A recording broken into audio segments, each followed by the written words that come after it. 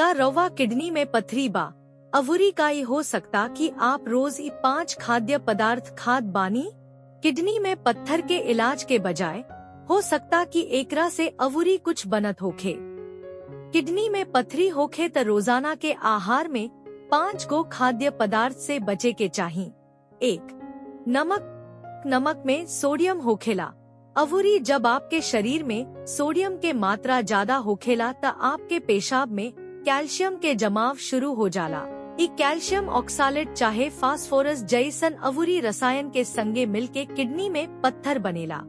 ऐसे नमक के सेवन कम करी, खास तौर पर बाहरी चाहे पैकेज्ड खाद्य पदार्थ से।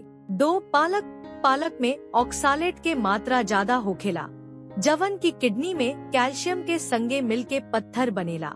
ऑक्सालेट से भरपूर सब्जी जैसे चुकंदर, भिंडी चाहे पत्ता वाला साग के सेवन कम करी।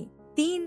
पशु प्रोटीन गैरवेज खाद्य पदार्थ जैसे लाल मांस, मुर्गी, अंडा, अवुरी सुअर के मांस के अक्सर प्रोटीन खाती खाइल जाला, लेकिन एकरा से आपके शरीर में यूरिक एसिड के स्तर बढ़ जाला, जवना से किडनी में पथरी के संभावना बढ़ जाला। जब यूरिक एसिड के स्तर बढ़ेला त साइट्रेट कम हो जाला। अवुरी साइट्रेट किडनी में पत्थर बने से बचाव में मदद करेला। 4. कोल्ड ड्रिंक चाहे कोका कोला होखे, फैंटा होखे, पेप्सी होखे, चाहे माउंटेन ड्यू होखे, सब कोल्ड ड्रिंक में फॉस्फेट के मात्रा ज्यादा होखेला, जवन की किडनी में कैल्शियम से जुड़ के पत्थर बनावेला। 5. चॉकलेट अवुरी सूखा फल। चॉकलेट अवुरी सूखा फल जैसे काजू, बादाम, अवुरी खजूर में ऑक्सालेट के मात्रा ज्यादा होखेला, जवन की किडनी में कैल्शियम के संगे मिलके कैल्शियम ऑक्सालेट के पत्थर बनेला। याद राखी कि सब खाद्य पदार्थ हर समय स्वस्थ ना होखेला। कुछ खाद्य पदार्थ जवन रवा स्वस्थ मानत बानी, असल में रवा के नुकसान पहुंचा सकता।